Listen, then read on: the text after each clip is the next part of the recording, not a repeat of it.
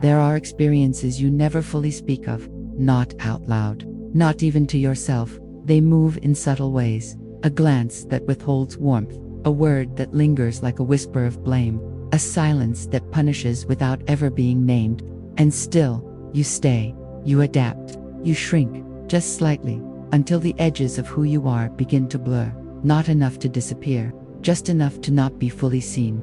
There is a kind of exhaustion that doesn't show in the body. It lives in the spaces between moments, in the hush after a conversation, in the quiet grief of knowing something's not quite right, but not knowing how to name it. This isn't about loud harm, it's not about visible scars or shouted words, it's about the subtle erosion of self. A gaze that questions your reality, a phrase that twists your clarity, a presence that makes you doubt your own knowing. You may have called it love, or kindness, or simply someone having a bad day, but beneath those names, something quieter was happening, something that asked you to disappear, bit by bit, in the name of harmony.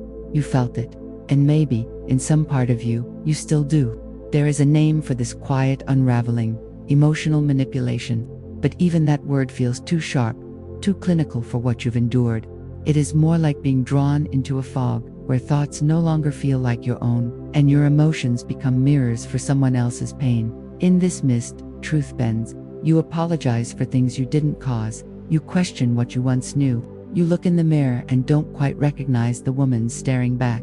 But here, beloved, in this breath, in this quiet moment, there is space to return, to soften the fog, to remember the steady rhythm of your own heart, to feel, not fix, not fight, but feel what it's like to be inside your body again. Place your hand gently on your chest. Close your eyes for a moment, and breathe into the knowing that still lives within you. It has not left. Greg Braden once said, "The heart's wisdom is not a metaphor. It's real. It communicates. It remembers. It heals." This journey is not a confrontation. It is a reconnection, a return to the sacred garden of your own frequency, where no game can find footing, no mask can hold, no manipulation can root. Let us walk this path together, not to fight the fog, but to become the light that dissolves it. Stay here for a moment. There's a moment that stays with you, a soft exchange on the surface, polite, pleasant, even, but something in you recoiled, not loudly, just enough to feel a sudden chill, as if a window had been left open in your heart. This is how it begins, not with cruelty, but with confusion. You replay the words, the tone, the pause, and you wonder, did I imagine that? There is a skill in emotional manipulation that wears the face of care. They speak in riddles, dressed as concern. They offer comfort laced with control. Their compliments are barbed with unseen hooks. "I'm just trying to help. You're being too sensitive. You always take things the wrong way." These are not just words, they are spells. Spells designed to make you question the compass inside your chest. And the fog deepens. The person in front of you smiles. Their voice is gentle. They touch your arm as they speak, but your body tightens. You notice it in your breath, the way it becomes shallow. You notice it in your shoulders, how they lift ever so slightly in defense. Still, you smile back. You nod. You don't want to make things worse. You don't want to be seen as difficult. You've been trained softly, slowly, to doubt yourself first. And that is the trick. It's never just the words. It's the space the words create. A space where your voice feels too loud, your feelings too much, your truth inconvenient. This is not your natural state. You were not born to live in septote. You did not arrive on this earth to question your worth. But through small moments, repeated and disguised, you've learned to abandon the wisdom of your own inner light. Not because you are weak, but because you are deeply attuned, because you care, because you believe in love's potential, even when it asks too much of you. There is a term, softly spoken in the field of quantum presence, coherence. When your heart and brain are aligned, you experience clarity, calm, and inner truth. But manipulation fractures that coherence, pulls your attention outward, scattering your energy into someone else's narrative. And still, you return to this moment, to this breath, to the subtle knowing rising in your chest. Place your hand here again. Feel the warmth of your own presence. It is not too late. You are not too far gone. You are simply walking out of the fog. Let the smile you wear now be your own, true, untouched by games. Not louder, just clearer. It is difficult to speak of the way your reflection changes when seen through someone else's eyes. At first, you try to explain, to clarify, to offer more of yourself, as though transparency could dispel distortion. But the mirror they hold is not meant to reflect you. It is meant to reshape you. Each time you speak your truth, the image bends. That's not what I meant. You're remembering it wrong. Don't be so dramatic. And so you begin to doubt not just the moment, but your memory, your senses, your own felt experience. There is a name for this subtle erasure, gaslighting. But even that feels too sharp, too final. What you feel is more like soft erosion, like a shoreline pulled back again and again by a tide that never claims responsibility. What's left is not silence, but a hollow echo, a dissonance between what you feel and what you're told is true. Here is where the inner conflict blooms. Your intuition still whispers, but your loyalty to the other voice, the one outside you, is louder. You begin to live in two minds, one that belongs to your nervous system, and one that belongs to their story. This split is not your failure. It is the result of proximity to distortion, a distortion that wears charm as armor, and control as concern. Pause here. Bring one hand to your heart, the other to your belly. Feel the rhythm of truth beneath both palms. This is where coherence begins again. Bruce Lipton once wrote, "Beliefs act like filters on a camera, changing how we see the world. And our biology adapts to those beliefs." So what happens when the belief that shapes your world is not your own? What happens when your biology adapts to someone else's emotional agenda? You become a stranger to your own reflection. You smile in photos you don't remember enjoying. You say, "I'm fine," when something sacred is breaking inside you. And yet, here you are, reading these words, feeling the stir of a truth that will not stay buried. You are remembering the shape of your original reflection before the distortion, before the mirror twisted your light. You are not here to prove your pain. You are here to reclaim your perception. Let that be enough for now. If something within you softened, stay there. There is a moment you recall, though its edges are blurred. You were speaking. You felt clear, open, true, but then a shift, a glance, a sigh, a subtle rolling of the eyes, and suddenly, you weren't sure if what you said mattered at all. This is how it happens. Not with direct dismissal, but with indifference dressed in tolerance, the kind that makes you shrink mid-sentence. You learned not to finish your thoughts, not to start them at all, to weigh each word against the risk of disconnection, and slowly, you disappeared, not in body, but in presence. You became the one who listened, who agreed, who anticipated needs before they were spoken. You became the steady one, the peacekeeper, the understanding heart, and in doing so, you forgot what it felt like to be understood. This kind of manipulation isn't always cruel. Sometimes, it's simply subtle-scented. The other person doesn't even notice you're fading, because they're not looking. You've built a home in their world, but they've never visited yours. Here is the cost. You begin to doubt your right to take up space, to have a full range of needs, desires, boundaries, silence. Joe Dispenza speaks of neuroplasticity, how your brain rewires itself based on repeated emotional experiences. So imagine what happens when the experience you repeat is erasure. You begin to believe your voice is too loud, your presence too much, your truth too inconvenient. But it is not you that has been too much. It is the space around you that has been too small. Close your eyes now. Breathe slowly. Feel the edges of your being not through someone else's perception, but through your own inner gaze. You are not here to vanish. You are not here to edit yourself into someone else's comfort. You are here to reappear, fully, gently, in your time. There is no performance left to uphold, no script to memorize, just the steady return to the sound of your own voice in your own body. Let it rise again, let it be heard, even in whispers, especially in whispers, not louder, just clearer. There's a certain kind of weight that doesn't sit on your shoulders, but lives in your chest, a guilt you didn't earn, but carry. It's not the guilt that comes from doing harm, it's the guilt that comes from choosing yourself. You've felt it, the shift in energy when you say no, the silence after you set a boundary, the withdrawal that follows your truth. You were taught, perhaps not in words, but in reactions, that your needs come at a cost, and that cost is love.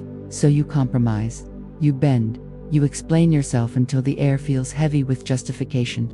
This is the game they play, to make you believe that any act of self-care is an act of betrayal. They weaponize your kindness. They turn your empathy against you. They lace every request with a silent threat, the threat of distance, of disapproval, of being too much, and you pay, again and again, with your silence, with your energy, with your absence from your own life. But guilt, in its purest form, is meant to guide, to correct, to alert, not to imprison. Neville Goddard once spoke of the creative power of imagination, how what you assume as true becomes the world you live in. So what happens when you assume guilt as a constant state of being? You imagine yourself as the problem. You build a reality where your joy is selfish, your rest is lazy, your wholeness is wrong. But love, true love, does not trade in guilt. It does not demand debt in return for connection. Pause here. Place your hand over your heart. Inhale. Feel into this truth. Your needs are not burdens. Your boundaries are not betrayals. Your yes means nothing if your no is never allowed. Let that settle. Let it ripple through the parts of you that still believe love must be earned. You are not here to pay for your existence. You are here to embody it, quietly, completely, unapologetically. Stay here for a moment. Let the guilt dissolve in the presence of this knowing. If something within you softened, stay there. It often begins with admiration. They see you, or at least, they seem to. They speak your name like a song. Hold your gaze like you are a lighthouse in a storm. Only they understand. And something in you opens, softens. You feel chosen, but slowly, the rhythm shifts. Their compliments turn conditional. Their affection becomes currency. Their needs become constant, and your needs become distractions. This is not love. This is dependency disguised as devotion. They need you to be available, to be attuned, to be a stable source of light, even when it burns you out. And you, because you are generous, because you are loving, because your soul was shaped in care, you try to meet the hunger they bring, not realizing it has no bottom. You begin to revolve around their moods, their pain, their silence. You become the emotional regulator, the steady one, the one who holds it all. But in doing so, you lose the rhythm of your own heartbeat. There is a concept in quantum energy, entanglement. Two particles, once connected, remain linked across distance and time. They respond to each other in ways that defy logic. Emotional manipulation creates a kind of entanglement, but not one rooted in mutual respect. It's a tether that pulls you into someone else's emotional gravity, until you no longer know where they end and you begin. Close your eyes now. Breathe into your spine. Feel the vertical line of light within you, yours untangled. Let your energy return to center. You are not here to be absorbed. You are not here to become someone's emotional oxygen. You are a whole being, not a reflection, not a bomb, not a fix. You are allowed to choose stillness over urgency, distance over chaos, truth over obligation. Greg Braden reminds us, we are not observers. We are creators of our reality. Our emotions are the language. So what reality do you create when your emotions are held hostage by another's instability? You create a world where peace feels selfish, where rest feels dangerous, where your own voice becomes background noise. But here, in this breath, you return, not to them, to you. Let the dance end. Let your feet find ground that doesn't sway with someone else's storm. And stay here, where silence is not withdrawal, but reunion. There's a promise you never signed, a vow you never made out loud, yet somehow, you've lived by its terms. It says, you must always understand them. You must always forgive. You must never leave. Even when your soul aches for space. This is the contract of emotional manipulation, unwritten but binding, forged not through words, but through guilt, silence, and 1,000 small expectations.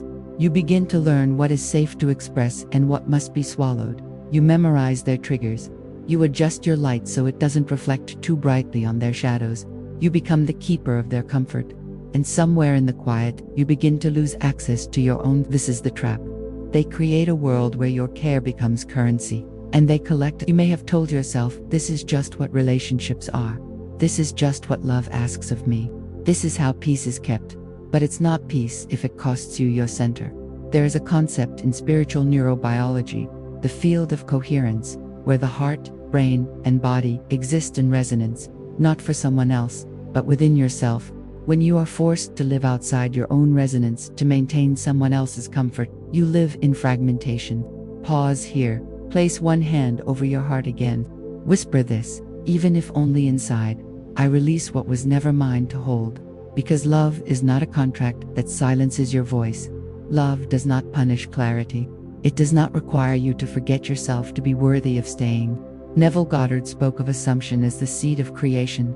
So ask gently, what have you assumed about love that keeps you tethered to pain? You are allowed to revise the contract, to choose truth over tradition, to let go of roles that never felt real.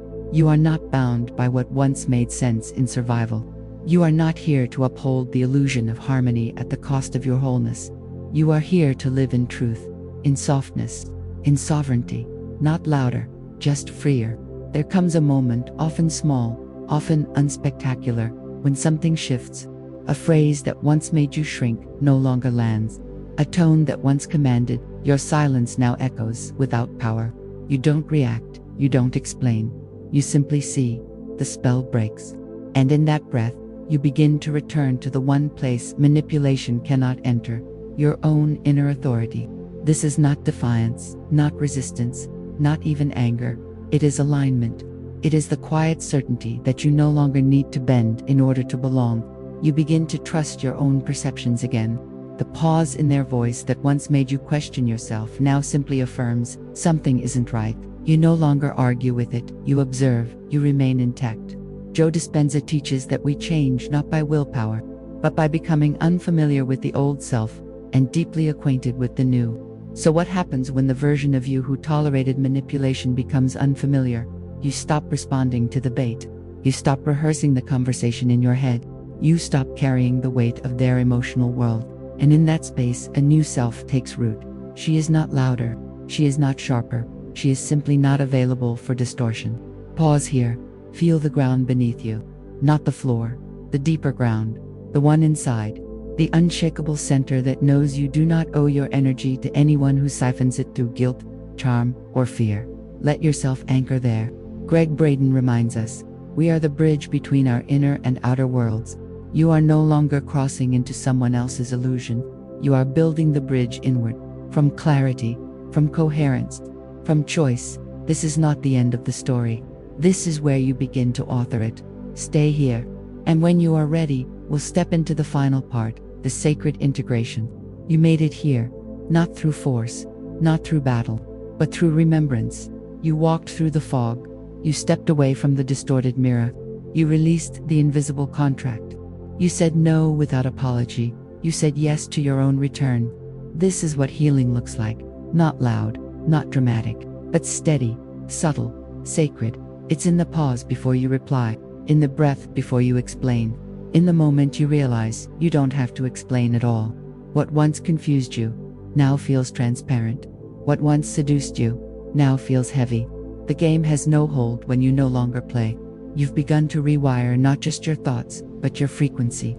Your nervous system is learning that peace is not danger, that distance is not abandonment, that boundaries are not walls, but thresholds of truth. You've remembered that love does not manipulate, it does not distort, it does not require sacrifice in exchange for presence. You've become familiar with your own energy again. You recognize its texture, its rhythm, its yes and its no. And that recognition is protection, not defense, not armor, but clarity.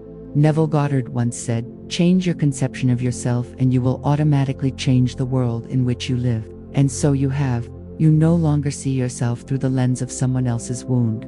You no longer shapeshift to soothe someone else's fear. You are not their mirror. You are your own light, a light that does not ask for permission, a light that no game can obscure, a light that sees and stays. Let your breath settle now. Feel the way your body holds this new truth, not as an idea, but as a vibration. You are not naive. You are not hardened. You are aware. And awareness is the deepest form of protection. If a part of you wants to weep, let her, not from sorrow, from release, because you are free now. And freedom, real freedom, doesn't scream. It simply walks away from what no longer resonates and returns to what always did. You, always you. Close your eyes once more. See a garden, untouched, alive, a place that holds only your energy, your pace, your breath. Walk there, barefoot, unhidden, And let this be the place you return to whenever the game tries to pull you in again. You now know the way out, because you remembered the way back in, not louder, just clearer.